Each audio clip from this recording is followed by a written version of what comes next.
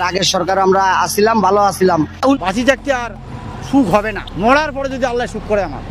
আগের সরকারই ভালো ছিল, আগে আমরা অনেক ভালো ছিলাম। অন্তর্বর্তীকালীন সরকার গঠনের পর আমরা আমাদের পরিবার চালাতে হিমশিম খাচ্ছি, এমনটাই দাবি জানিয়েছে দেশের নিম্ন আয়ের মানুষগুলো। সাবেক প্রধানমন্ত্রী শেখ হাসিনা পদত্যাগের পর অন্তর্বর্তীকালীন সরকার বাংলাদেশের দায়িত্ব নিয়েছে। এর পরপরই শুরু হয়েছে নানা ধরনের অরাজকতা ও বিশৃঙ্খলা। এখন প্রায় দেশের প্রত্যেকটি শহরেই আন্দোলন হচ্ছে, কেউ না কেউ কোনো না কোনো দাবি নিয়ে রাজপথে দাঁড়াচ্ছে, রাস্তাঘাট অবরোধ করছে, আর তাতে চরম বিপদে পড়ছে নিম্ন আয়ের মানুষগুলো। অনেকেই কেঁদে কেঁদে তাদের কষ্টগুলো বলছে।